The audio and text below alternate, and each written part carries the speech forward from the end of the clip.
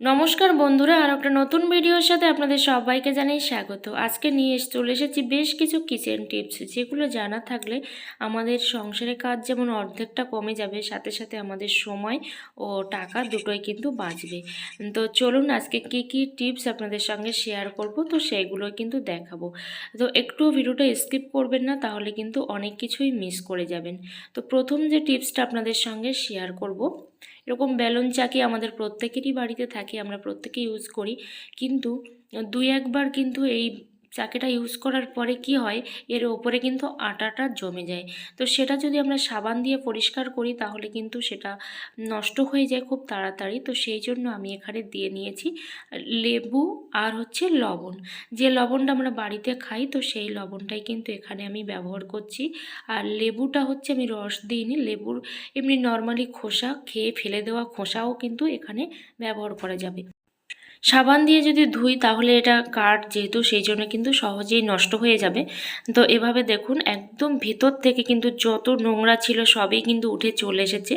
তো আবার কি হয়, যখন আমরা বেলুন চাকিটা ব্যবহার না করি তখনও কিন্তু যদি ফেলে রাখি তাহলেও কিন্তু এর ওপরে একটা ধুলো বালি নোংরা কিন্তু জমে থাকে। তো সেটা কিন্তু সাবানে সহজে ওঠে না, নষ্ট তো হয়ে যায়ই, কিন্তু সাবানে কিন্তু ওঠে না, কিন্তু এই লবণ আর লেবু দিয়ে কিন্তু সহজে এটা উঠে যায়।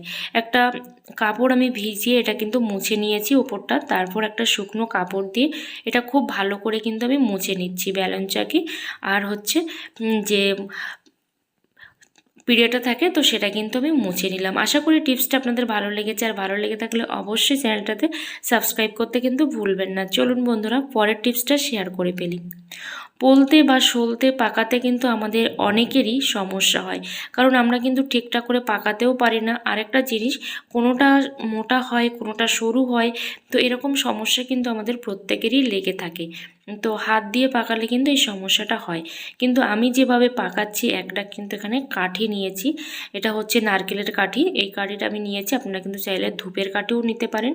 তো নারকেলের কাঠি নিয়েছি, নিয়ে এভাবে কিন্তু হালকা করে আমি এটা ছিঁড়ে নিচ্ছি, মানে পাতলা করে নিচ্ছি। নিয়ে যে দেখুন এভাবে কিন্তু হালকা করে পাক দিচ্ছি। অবশ্যই চেষ্টা করবেন হালকা করে টেনে এভাবে বের করতে, না হলে কিন্তু আবারও কিন্তু ছিঁড়ে যাবে। আমার যেমন আগে একবার ছিঁড়ে গেছে, ওরকম জায়গা কিন্তু ছিঁড়ে যেতে পারে। তো সেই জন্য এরকমভাবে হালকা করে এটা এরকম টান দেবেন, বেরিয়ে যাবে সাথে সাথে। তো এভাবে দেখুন, এবার হাতের মধ্যে নিয়ে এভাবে পাক দিয়ে নেব একদম ইজিলি। আর সমস্ত পোলতেগুলো একই রকম কিন্তু হবে, কোনোটা মোটা কোনোটা সরু এরকম কিন্তু হবে না। আর আমরা খুব অল্প সময়ের মধ্যে 2 থেকে 3 মিনিটের মধ্যে কিন্তু আমি অনেকগুলো পোলতে বানিয়ে নিতে পারবো। এই যে দেখুন কতগুলো পোলতে এখানে বানানো হয়ে গেছে। আর এতটাই যে কম সময় লাগে সেটা কিন্তু নিজেরা না করলে বোঝাই যাবে না।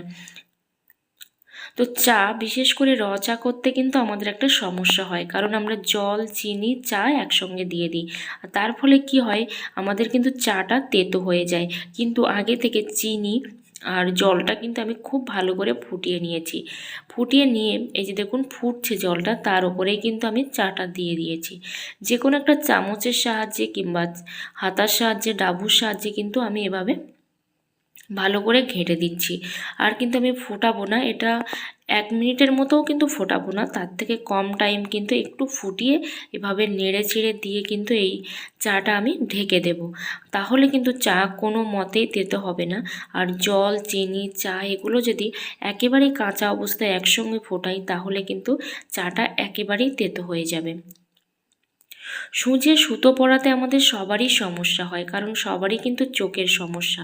আর বাচ্চারা সূঁচে সুতো পরাতে পারে না, কিন্তু আমি যেভাবে সূঁচে সুতো পরানো দেখাবো তাতে করে কিন্তু খুব সহজে বাচ্চারা কিন্তু সূঁচে সুতো পরিয়ে ফেলতে পারবে। দেখুন এখানে আমি নিয়েছি একটা ঝাড়ুর, যে ফুল ঝাড়ুর যে কাঠিগুলো হয়, তো সেই ফুল ঝাড়ুর কাঠি এখানে নিয়েছি। নিয়ে আস্তে আস্তে করে এই যে পাশে যেগুলো ছিল সেগুলো কিন্তু ছিঁড়ে আমি আস্তে আস্তে ফেলে দিলাম। তারপর নিচ্ছি একটা টিপ, প্রত্যেকেরই আমরা টিপ ইউজ করি, তো সেই টিপ কিন্তু নিচ্ছি। এবার যে লাঠিটা আমি নিয়েছিলাম ফুল ঝাড়ুর, সেটা কিন্তু আমি এভাবে একটু ভাঁজ করে নিলাম, দুটো ভাঁজ করে এভাবে মাঝখানটা কিন্তু লম্বা রেখে এভাবে টিপের গায়ে সেট করে দিলাম। তাহলে কি হবে, একটা কিন্তু সুন্দর অর্গানাইজার তৈরি হয়ে গেল। আর এই যে দেখুন খুব সহজে কিন্তু সূঁচে আমরা সুতো পরিয়ে ফেলতে পারবো। এই যে দেখুন এবার এই মাথায় যে লম্বা জিনিসটা আছে তার মধ্যেই কিন্তু সুতোটা পরাতে হবে। আর এইভাবে সুতো পরাতে কিন্তু বাচ্চারাও পারবে, যে অতি ছোট বাচ্চা সেও কিন্তু এইভাবেও সুজে সুতো পরাতে পারবে। দেখুন মাঝখান থেকে ভরে দিলাম, এইভাবে টেনে হালকা করে বের করে নিলাম, সুজে কিন্তু সুতো পরানো হয়ে গেছে। আশা করি টিপসটা আপনাদের ভালো লেগেছে আর ভালো লাগার মতোই কিন্তু টিপস। তো এরকম ধরনের অর্গানাইজার বানিয়ে কিন্তু বাড়িতে আমরা রেখে দিতে পারি, আর এভাবেও কিন্তু রেখে দিতে পারি। খুব সহজে আমরা কিন্তু সুজে সুতোটা পরিয়ে ফেলতে পারবো কষ্ট ছাড়াই। চাউমিন সেদ্ধ করতে আমাদের অনেকেরই প্রবলেম হয়, যারা নতুন তাদের কিন্তু বেশি প্রবলেমে পড়তে হয়, কারণ ঠিক কতটা সেদ্ধ হবে সেটা কিন্তু বুঝে উঠতে পারি না। তাই চাউমিনটা কিন্তু আগে প্রথমে ভালো করে জলটা গরম করে তার মধ্যে কিন্তু 2-1 ফোঁটা তেল দিয়ে তার মধ্যে চাউমিনটা দিয়ে দিতে হবে। দেওয়ার পরে এরকমভাবে কিন্তু একটু ভালো করে নেড়ে চেড়ে নিতে হবে। চেষ্টা করতে হবে যেন চাউমিনের জলটা সবসময় বেশি থাকে, সেরকম কিন্তু চেষ্টা করতে হবে। তো দেখুন এভাবে নেড়ে চেড়ে নিচ্ছি, আর টিপেও দেখতে পারি যে ঠিকঠাক হয়েছে কিনা। যদি ভেতরে শক্ত থাকে টেপার পরে তাহলে বুঝবেন এখনও হয়নি, আর যদি শক্ত না থাকে নর্মালি যেমন হয় তেমনই হয়েছে তাহলে বুঝবেন চাউমিনটা কিন্তু সেদ্ধ রেডি হয়ে গেছে। চলে আসি বন্ধুরা পরের টিপসে।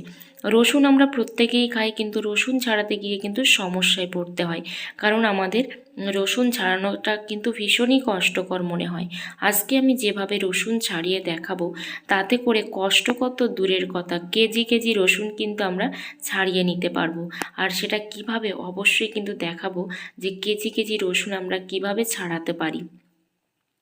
দেখুন এভাবে যদি আমরা আঙুল দিয়ে রসুন ছাড়াই আমাদের নখটাও কি যেমন নষ্ট হয়ে যায়, সাথে সাথে আমাদের আঙুলের মাথাগুলোও কিন্তু খুব জ্বালা করে। তো সেই জন্য এখানে আমি নিয়েছি একটা প্লাস্টিকের বোতল, যে কোনো একটা প্লাস্টিকের বোতল নিয়েছি। নিয়ে খুব বড় নেওয়া যাবে না, কারণ রসুনের পরিমাণ অনুযায়ী, রসুনটা যদি বেশি হয় বোতলটাও বড় হবে, রসুনটা যদি কম হয় বোতলটাও কিন্তু কম হবে। এভাবে আমি রসুনের কোয়াগুলো সব বোতলের মধ্যে কিন্তু ভরে দিচ্ছি। আর দেখুন কি হয় ম্যাজিকটা।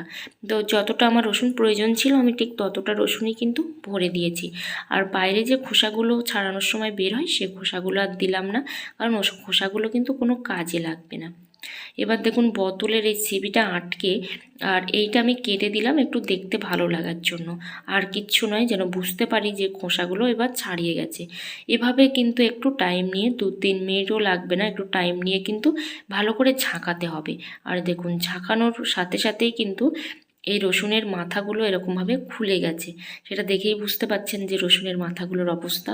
তো একেবারেই কিন্তু রসুনের ছালগুলোও নরম হয়ে গেছে, আর রসুনের মাথাটাও কিন্তু খুলে গেছে। যেহেতু আমার বোতলটা ছোট সাইজের মুখটা, তো সেই জন্য কিন্তু রসুনটা বেরোতে সমস্যা হচ্ছে, রসুন যেহেতু বড় বড়। এবার দেখুন আমি আলাদা করে নিচ্ছি, যেগুলো একেবারেই ছাল ছাড়িয়ে গেছে সেগুলো আমি আলাদা করে নিলাম, আর যেগুলো ছাল একেবারে ছাড়াইনি কিন্তু একেবারেই নরম হয়ে গেছে, এবার ভাবতেই পারবেন না যে এত সুন্দরভাবে নরম হয়ে যেতে পারে। তো এভাবে নরম হয়ে গেছে, তো সেই জন্য কিন্তু এই ছালগুলো আমি এভাবে হাত দিয়ে ছালিয়ে নিচ্ছি। আশা করি টিপসগুলো ভালো লেগেছে, আর ভালো লেগে থাকলে অবশ্যই কিন্তু চ্যানেলটা সাবস্ক্রাইব করে পাশে থাকবেন।